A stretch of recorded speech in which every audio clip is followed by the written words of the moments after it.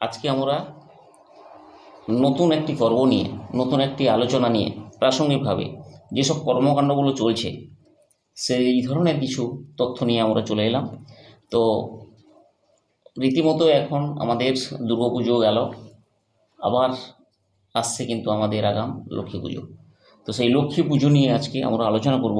Actual Lakshmi পুজো করা হয় কেন, বা লক্ষ্মী পুজো কী, লক্ষ্মী অ্যাকচুয়ালি কী, এই লক্ষ্মী নিয়ে আমরা কিন্তু আজকে আলোচনা করব। তাই আমাদের সঙ্গে আছেন আমাদের মতিলাল দা। মতিলাল দাকে আমার জিজ্ঞাস্য যে দাদা বলুন যে লক্ষ্মী পুজো কেন করা হয়, তো এই নিয়ে যদি বলেন আপনি।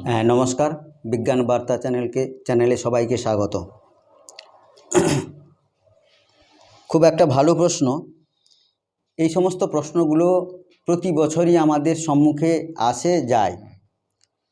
এখন কথা হচ্ছে লক্ষ্মী আমরা কেন পুজো করি, এর অনেক রকমের যে ব্যাখ্যা রয়েছে, তার মধ্য থেকে আমরা কয়েকটা আমাদের মতো করে আমরা তো ব্যাখ্যা করতে পারি। একদম। এখন কথা, লক্ষ্মী কথার অর্থ হচ্ছে লক্ষ্য। আমরা যদি একটু সঠিক লক্ষ্যে স্থির থাকা, হ্যাঁ, সঠিক লক্ষ্য। এটা আমরা যে দেবতা বা দেবী বানিয়ে লক্ষ্মীর আসনে বসিয়ে পূজা করি, সেটাকে আমরা তাকে মনে করি এটাই লক্ষ্মী, এ আমাকে অনেক কিছু দেবে, ধন রত্ন, টাকা পয়সা, সোনা দানা, বিভিন্ন রকম দিক থেকে ওই সাহায্য করবে। এটা আমাদের বিশ্বাস আছে, কিন্তু এই নিয়েই আমরা লক্ষ্মী পুজো করি। কিন্তু প্রকৃতপক্ষে যদি এই সমস্ত টাকা পয়সা, ধনরত্ন লক্ষ্মী দেবী দিতেন, তাহলে আমরা অনেক কিছু করতে পারতাম। এই কোজাগরী পূর্ণিমাতে লক্ষ্মী পূজা করা হয়। কোজাগরী কথার অর্থ হচ্ছে কে জাগরে, কে জেগে আছে, অর্থাৎ কে সমদৃষ্টি সম্পন্ন লক্ষ্য দিয়ে জেগে আছে। রাতের বেলা আমরা আমাদের বাড়িতে আমরা মেয়েরা জেগে থাকে কেন? এই জাগা কথার অর্থ হচ্ছে লক্ষ্য, সুলক্ষ্য দেওয়া। সেটা কীরকম? সকালে যদি আমার একটা সন্তান আছে, এই সন্তানের প্রতি আমাদেরকে লক্ষ্য দেওয়া। বাবা মা রয়েছে, বাবা মার প্রতি আমার লক্ষ্য দেওয়া। তার কোনো কিছু অসুবিধা হলো কি না, তার স্বাস্থ্যের প্রতি লক্ষ্য দেওয়া, প্রত্যেকের স্বাস্থ্যের পক্ষে লক্ষ্য দেওয়া, খাদ্যের প্রতি লক্ষ্য দেওয়া। কোন কোন খাদ্য খেলে আমাদের শরীরটা সুস্থ থাকবে, আমরা সে সুস্থ থাকলে পরে আমাদের লক্ষ্মী লাভ হবে। আর আমরা যদি অসুস্থ হয়ে পড়ি, তাহলে আমাদের বাড়ি থেকে তো লক্ষ্মী চলে গেল, অর্থাৎ টাকা পয়সা সব তো চলে যাবে। আমরা যত যে জায়গা থেকে এনে হাজির করি না কেন, যদি আমাদের লক্ষ্য, সুনির্দিষ্ট লক্ষ্য না থাকে, তাহলে আমাদের সেই টাকা পয়সা আবার চলে যাবে। তো বিভিন্ন বিষয় দিক থেকে লক্ষ্য যদি আমাদের স্থির থাকে, সঠিক জায়গা থাকে, সেটাই আমাদের লক্ষ্মী লাভ হবে। সেটা মানুষের মধ্যে হবে, সেটা মানুষের মধ্যেই লক্ষ্মী আসবে। ধন রত্ন, টাকা পয়সা, ব্যবসা বাণিজ্য, মানুষ তার বুদ্ধি খাটিয়ে, তার চিন্তা ভাবনা করে সে লক্ষ্মী লাভ করবে।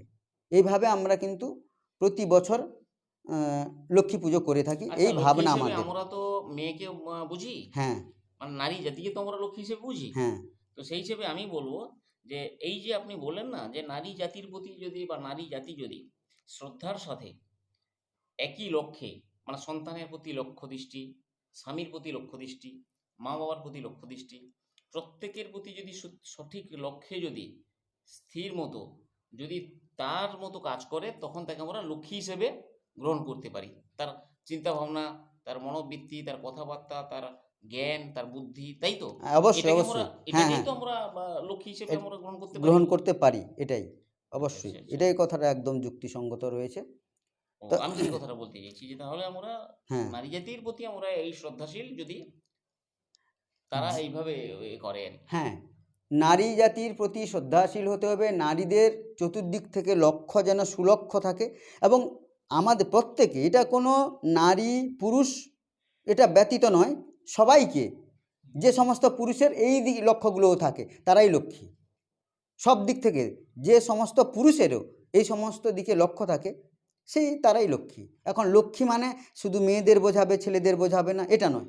যার সুলক্ষ্য থাকে, সুনির্দিষ্ট একটা পরিকল্পনা থাকে, যেখান থেকে অর্থ লাভ হবে, মান, ধন, প্রতিপত্তি, টাকা পয়সা, যশ, খ্যাতি, সব দিক থেকে বৃদ্ধি পাবে। সে ছেলে হতে পারে, মেয়ে হতে পারে, সবাইকে লক্ষ্য দিয়ে থাকতে হবে যেন আমাদের কাজগুলো সঠিক চিন্তাভাবনার মধ্য থেকে হয়। আর সেইখান থেকে আমাদের লক্ষ্মী লাভ আসবে, অর্থাৎ টাকা পয়সা ধন রত্ন সোনা দানা আমাদের বাড়িতে চলে আসবে, বাড়ি ঘর সবাই আমরা সুখে স্বাচ্ছন্দ্যে থাকতে পারবো। এই হচ্ছে আমাদের লক্ষ্মী বা আমাদের লক্ষ্য যেন সুন্দর হওয়া উচিত, এটাই হচ্ছে আমাদের কাজ। কিন্তু আমরা আমাদের যে চিন্তাভাবনাগুলো রয়েছে এগুলো না করে আমরা এই পুতুলকে সামনে রেখে গুরু পুরোহিত বা ব্রাহ্মণ ডেকে যেভাবে আমরা পূজা অর্চনা করি, ফলমূল দিয়ে পূজা অর্চনা করি, কিন্তু এই জায়গায় কোনোদিন আমরা যারা মেয়েরা পুষ্পাঞ্জলি দিতে যায় বা মায়ের খাবার নিয়ে যায় বার ব্রত করে, তাদের কাছে কি আমরা এই ধরনের কথাগুলো বলে থাকি যে এই লক্ষ্মী উপলক্ষ মাত্র, তোমরাই সবাই লক্ষ্মী, তোমাদের লক্ষ্য স্থির থাকা উচিত, তোমাদের ধ্যান ধারণা সঠিক থাকা উচিত, সেখান থেকে লক্ষ্য যদি তোমাদের ঠিক থাকে তাহলে টাকা পয়সা ধন রত্ন সব কিছু ঠিক থাকবে, তোমরা আনন্দে থাকতে পারবে। কিন্তু সেটা তো কোনো গুরু পুরোহিত আমাদেরকে কোনো দিনই বলে না। তারা বলে পূজা করার পরে তোমার মনোবাসনা তিনি পূর্ণ করবেন, যাকে পূজা করছো তার কাছে চেয়ে নাও। কিন্তু সেই তিনিটা যে কে, তিনিটাই কে বলতে কথাটা হচ্ছে কি, তিনি তো কিছু দিতে পারবেন না। তিনি যদি লক্ষ্মী, যাকে আমরা প্রতিমা তৈরি করে পূজা করছি, তিনি যদি এই সমস্ত টাকা পয়সা ধন দৌলত শিক্ষা সভ্যতা সংস্কৃতি দিতে পারতেন, তাহলে তাকে আমরা ভাসিয়ে দিতাম কেন? তাকে তো পুরো পুজো করার তাকে আমরা বাড়িতে রাখতাম, জলে ফেলে দিই। আমরা তো স্বয়ং লক্ষ্মী, এই যে দুর্গাপুজো গেল না, এই যে দুর্গাপুজো দশমীর দিন সম্ভবত এটা, হ্যাঁ আমরা কি করি না, এই মানে কোটি কোটি টাকা ব্যয় করে যে আমরা ওই মূর্তি টুর্তি তৈরি করে ঠিক তারপরের দিন যথারীতি আমরা তাকে জলে ফেলে দিই, জলে একদম পুরো অনেকটা উঁচু থেকে একদম দিলাম একদম ঝাঁপ, বাস চলে গেলেন তিনি। আবার 1 বছরের জন্য তিনি এখন একদম অনাহারে সুস্থভাবে থাকবেন জলের ভিতরে, ঠিক আবার ঠিক 1 বছর পরে তিনি উঠে আসবেন আর আমরা আহ্বান করব। ঠিক তো, কিন্তু অবাস্তব এই ধরনের সত্যি মানুষ যদি না বোঝে, আমাদের এটা বোঝালে ভাববে হয়তো মানুষে যে জ্ঞান দিচ্ছে, বাস্তব কিন্তু তা নয়। কিন্তু বোধ শক্তি নিজের, বিবেক বিবেচনা অবশ্যই সব, কিন্তু চিন্তা ভাবনাও নিজের, বুদ্ধি দিয়ে যাচাই করুন। কারণ এইরকম চিন্তা ভাবনা দাদা দিনের পর দিন যেভাবে চলছে, প্রতিনিয়তই এই কুসংস্কারেচ্ছন্ন মানুষ কিন্তু একদম ঘোর অন্ধকারে ডুবে আছে। প্রচুর বড় শিক্ষিত মাপের মানুষেরা কিন্তু ডুবে আছে ঘোর এইসব অন্ধকারে। বোঝাতে গেলে মানুষ ভাবে প্রচুর জ্ঞান, কিন্তু তিনি নিজেই একটু যদি বুঝে দেখেন ব্যাপারটাকে, তাহলে নিশ্চিত এই ধরনের সমস্যাগুলো হতো না, আশা করি। ঠিক তো। আরে ওই যদি ওই সমস্ত পুতুল অনেক কিছু দিতে পারতো, তাহলে আমরা ওটা ফেলে দিতাম কেন? তাকে তো আমরা বাড়িতে রাখতাম, যত্ন করে রাখতাম, এই যে অনেক কিছু দেবে ও, আমরা ফেলে দেবো কেন? কিন্তু দেখো চালাকি করে যাচ্ছে গুরু পুরোহিত বা ব্রাহ্মণরা, কেন? ও জানে, বা যারা দেবতা বা দেবী গড়ছে আয়ের জন্য গড়ছে, ওরা তো ব্রাহ্মণরা ভালোভাবে জানে যে কিছু দিতে পারবে না, সেই জন্য তো সে আমাদের কাছ থেকে চেয়ে নিচ্ছে।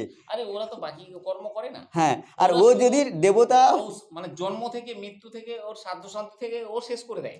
হ্যাঁ, একটা পরিবার শেষ হয়ে যায় একমাত্র ব্রাহ্মণার ওই মানে যে ঠিক যারা ওই পুরোহিত যারা আছেন, অবশ্যই তিনারাই কিন্তু প্রথম থেকে শেষ পর্যন্ত তিনারা দেখুন, একটা বাড়িতে একটা সন্তান জন্ম থেকে আরম্ভ করে মানে তার মৃত্যু পর্যন্ত যতগুলো নিয়ম শৃঙ্খলা নিতেই থাকে, সারাটা লাইফ সে নিতেই থাকে আপনার বাড়ি থেকে। তারা কষ্ট করে উপার্জন করবে না, কষ্ট করে মাঠে ঘাটে গিয়ে ক্ষেত খামারে খাটবে না, কষ্ট করবে না, মানুষকে ভ্রান্ত ধারণা দিয়ে ব্যাস এইভাবে উপার্জন করবে।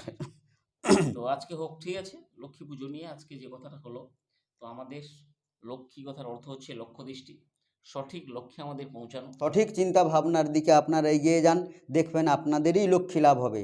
সত্যি সত্যি যদি আমরা চিন্তা ভাবনা করে বিচার করে দেখি, তাহলে বাড়িতে আমাদেরও এত অশান্তিও থাকবে না। লক্ষ্যটা যদি আমাদের স্থির থাকে, আমাদের লেখাপড়া, আমাদের সুচিন্তিত মতামত, বিচার বিবেচনা যদি আমরা করতে থাকি, আমরা একটা সুশীল সুন্দর সমাজ গড়তে পারবো। এতেই আমরা সুন্দর সমাজে সবাই অংশীদার হব। আগামী প্রজন্মকে যে আমরা নিয়ে এসেছি, তারাও একটা সুন্দর সমাজ পাবে আমাদের কাছ থেকে। আর আমরা যদি এই পুতুলের কাছ থেকে চেয়ে বলি তুমি আমাকে অমুক দাও, আমাকে দাও, আমি অনেক বড় হব, এতে কোনো কিছুই কোনো দিন লাভ হয়নি, আজকেও কোনো দিনই হবে না। তো আমাদের যেটা লক্ষ্য, মানুষকে বাঁচার জন্য প্রতি মুহূর্তে আমাদেরকে সুন্দর করণীয় সেগুলোকে লক্ষ্য দিয়ে করতে হবে। তো ধন্যবাদ। ধন্যবাদ। আজকে বিজ্ঞান বার্তার পক্ষ থেকে এইখানে আমরা শেষ করলাম। নমস্কার। নমস্কার।